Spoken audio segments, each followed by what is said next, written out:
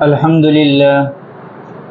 لله وكفى وسلام على عباده الذين اصطفى أما بعد فأعوذ بالله من الشيطان الرجيم بسم الله الرحمن الرحيم يا أيها الذين آمنوا لا تقولوا راعنا وقولوا انظرنا واسمعوا وللكافرين عذاب أليم صدق الله العلي العظيم رب اشرح لي صدري ويسر لي أمري واحلل عقدة من لساني يفقهوا قولي۔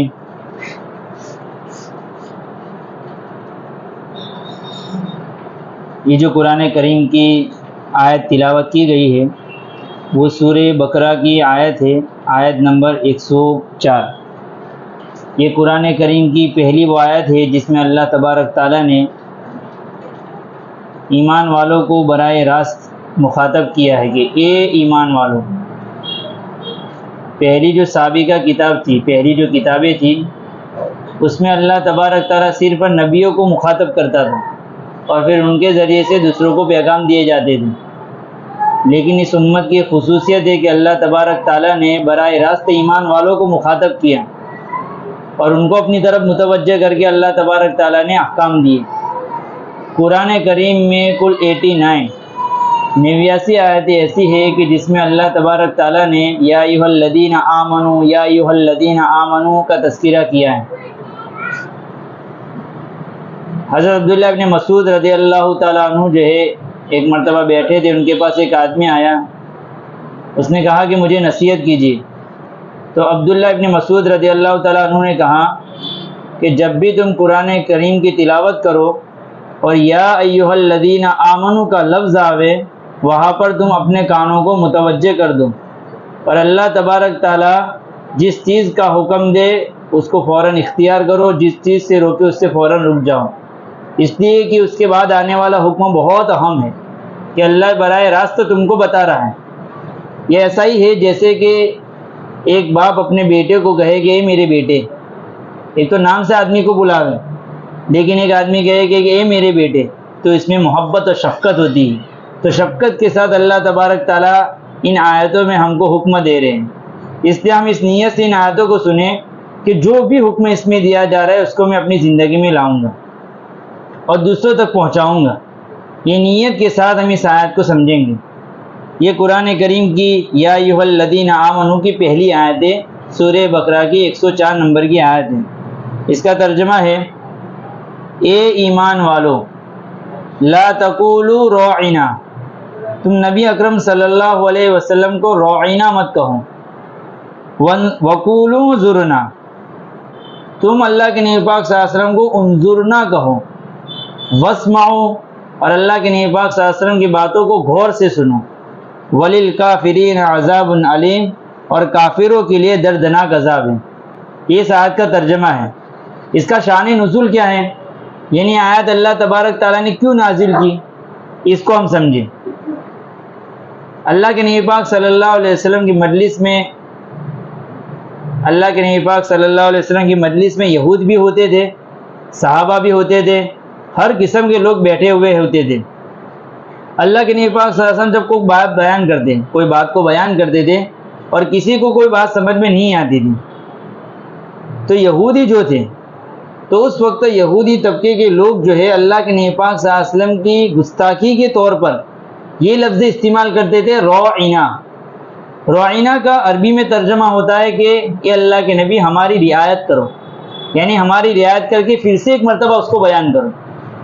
تو راعنا کا عربی میں ترجمہ ہوتا ہے ہماری رعایت کرنا، لیکن اگر اسی کو عبرانی زبان میں جو یہودیوں کی زبان تھی اس زبان میں اگر استعمال کرے تو اس وقت یہ ایک قسم کی گالی ہو جاتی تھی۔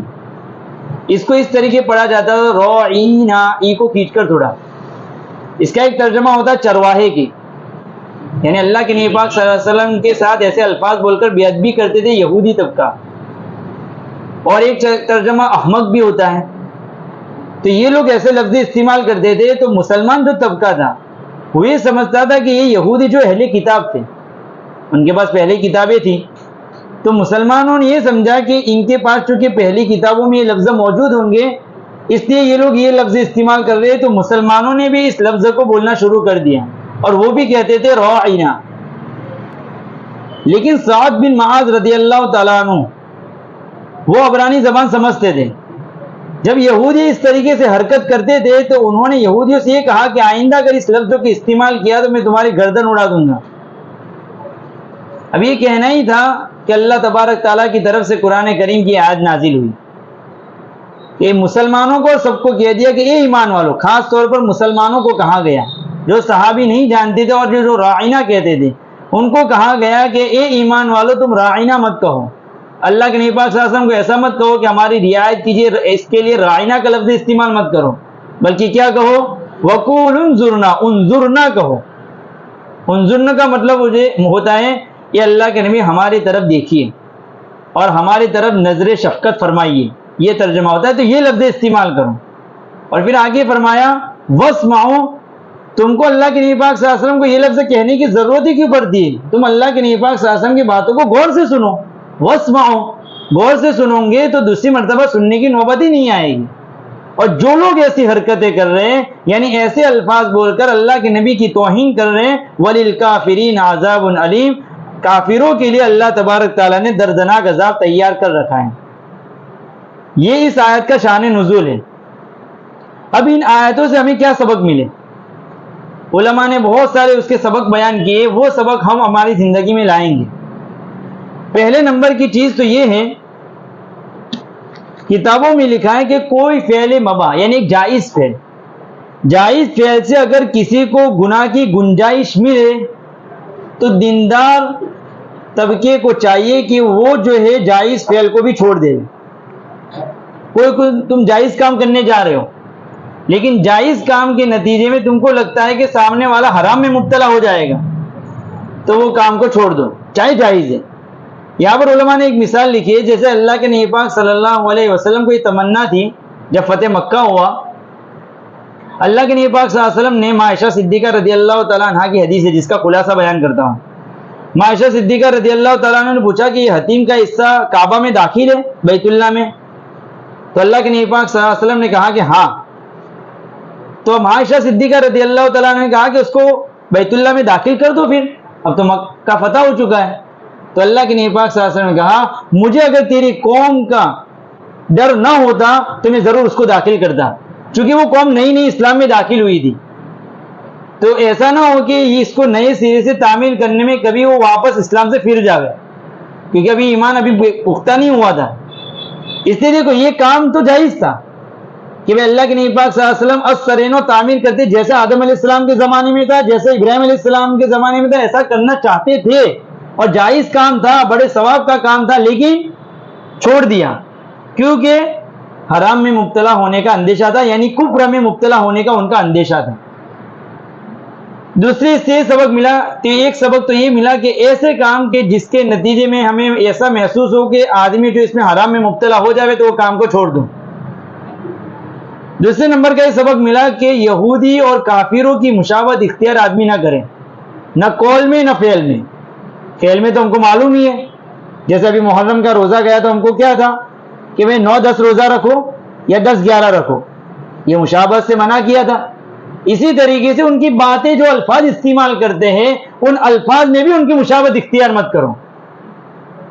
ہمارے پاس سب کچھ ہے, ہم یتیم نہیں ہیں, ہمارے پاس ہر قسم کی تعلیم اللہ کے نبی پاک صلی اللہ علیہ وسلم کی موجود ہے. تو دوسرا سبق اس سے ملتا ہے کہ آدمی جو ہے غیر قوم کی مشابہت اختیار نہ کرے. تیسرے نمبر کا سبق یہ ہے کہ ہم جو بھی الفاظ استعمال کریں ان الفاظ کو اچھے استعمال کریں. ہم جو نام بھی استعمال کریں ان ناموں کو اچھے استعمال کریں. جیسے اللہ کے نبی پاک صلی اللہ علیہ وسلم کی تعلیم میں ملتا ہے, اللہ کے نبی پاک صلی اللہ علیہ وسلم نے ایک لڑکی کو دیکھا کہ جس کا نام تھا آسیہ.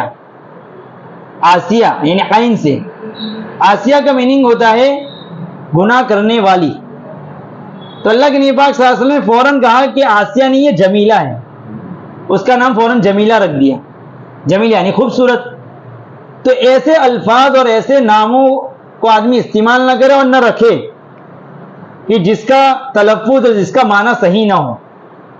جیسے کہ یہاں پر راعینہ کے ذریعے سے وہ غلط معنی لے رہے ہیں, لفظ بظاہر صحیح بھی ہے لیکن اس میں غلط معنی کا احتمال ہے تب بھی اللہ تبارک تعالیٰ منع فرما رہے ہیں. اس سے ایک اور سبق ملا جو بہت اہم سبق ہے. اللہ کے نبی پاک صلی اللہ علیہ وسلم کی عزت اور احترام صرف معنوی طور پر ہمارے دل میں نہ ہو، وہ تو ہے ہی، لیکن وہ کافی نہیں ہے کہ بھئی اللہ کے نبی کی محبت ہمارے دل میں ہے، یہی کافی نہیں ہے، بلکہ لفظی طور پر بھی ہم کو اللہ کے نبی کا احترام کرنا ہے کہ کوئی الفاظ بھی اللہ کے نبی کے بارے میں ایسا ہماری زبان سے نہ نکلے جو اللہ کے نبی پاک صلی اللہ علیہ وسلم کی جس میں توہین ظاہر ہوتی ہے، بھول سے بھی نہ نکلے، اس کا خیال آدمی رکھے. تو اس میں یہ سبق دیا گیا ہے. ایک سبق اس میں یہ دیا گیا ہے، بلکہ اس میں ایک فرقے کی تردید ہوئی ہے. ابھی دنیا میں ایک ایسا فرقہ ہے جو یہ کہتا ہے کہ ہم صرف قرآن کو مانتے ہیں، اللہ کے نبی کو نہیں مانتے. سننا اس کو، بہت بڑا ایک طبقہ ایسا ہے جو یہ کہتا ہے کہ بھئی ہم کو تو اللہ نے جو قرآن دی اسی کو مانتے ہیں، اس کے علاوہ چیزوں کو نہیں مانتے، اللہ کے نبی کو بھی نہیں مانتے. ایسا ایک فرقہ ہے. تو اس فرقے کی اس میں تردید ہے. اللہ تبارک تعالیٰ جب اپنے نبی کے بارے میں ایک لفظ کوئی آگے پیچھے کر کے بھی بولتا ہے تو پسند نہیں کرتا ہے. جو سیرے سے اللہ کے نبی کو ہی نہیں مانے گا اس کا کیا حال ہوگا؟ سمجھنے کی چیز ہے. ایک لفظ خالی رائنا میں کوئی کھینچ کر پڑا تو اللہ پسند نہیں کر رہا ہے، فوراً حکم آ رہا ہے انظر نہ کہو، رائنا نہیں، اس لیے کہ ایک بیٹھا ہے طبقہ وہ غلط معنی مراد لیتا ہے. تو اللہ تبارک تعالیٰ نے حکم نازل کر دیا. تو اس کے اندر یہ بھی اللہ تبارک تعالیٰ نے ان آیاتوں کے ذریعے سے سمجھایا. دوسرا یہ سبق ملتا ہے کہ کوئی صحیح نیت کے ساتھ بھی کوئی ایسا لفظ استعمال نہیں کرنا چاہیے جس میں فاسد معنی آتا ہو. کوئی ایسا لفظ استعمال آدمی نہ کرے. نیت صحیح ہے لیکن اس کا معنی فاسد ہو سکتا ہے تو ایسا لفظ استعمال نہ کرے. اس کے اندر علماء نے ایک اور بھی سبق دیا ہے کہ آدمی کے ساتھ ایسے الفاظ، کسی آدمی کو ایسے الفاظ نہیں کہنے چاہیے مذاق میں بھی کہ جن الفاظ کے ذریعے سے آدمی کا دل دکھے. مذاق میں بھی نہیں کہنے چاہیے کہ جس سے اس کی حقارت ہو، توہین ہو. ایسے الفاظ استعمال نہیں کرنے چاہیے. یہ بھی ادب میں لکھا ہے. یہ خاص طور پر تو اللہ کے نبی کے بارے میں ہے، لیکن یہاں پر انسانیت کو ایک اخلاق کی تعلیم بھی دی گئی ہے. اسی طریقے سے اللہ کے نبی پاک صلی اللہ علیہ وسلم کی حقارت اور توہین اشارتاً اور کنایتاً بھی کرنا جائز نہیں ہے. کوئی کافی اگر کوئی کرتا ہے تو وہ جس طریقے سے الفاظ سے اگر کوئی شخص توہین کرتا ہے تو کافر ہے، ایسے اشارتاً بھی اگر اللہ کے نبی کی کوئی توہین کرتا ہے تو وہ بھی کافر ہے. اس لیے ان آیاتوں کے ذریعے سے ہمیں سبق ملتے ہیں. خلاصہ یہ ہے کہ ہم اللہ کے نبی پاک صلی اللہ علیہ وسلم کی معنوی طور پر بھی عزت اور احترام کے ساتھ اللہ کے نبی پاک صلی اللہ علیہ وسلم کی محبت رکھیں، اور لفظی اعتبار سے بھی ہم اللہ کے نبی پاک صلی اللہ علیہ وسلم کے بارے میں محبت رکھیں. اور ہمارے الفاظ نکالنے سے پہلے آدمی سوچے کہ کوئی ایسا لفظ استعمال نہ کرے جس کے نتیجے میں سامنے والے آدمی کا دل ٹوٹے. اس آیت کے ذریعے سے اللہ تبارک تعالیٰ نے ہم کو یہ تعلیم دی ہے. اللہ تبارک تعالیٰ اس کے مطابق ہمیں عمل کرنے کی توفیق عطا فرمائے. آمین. وآخر دعوانا الحمد للہ رب العالمین.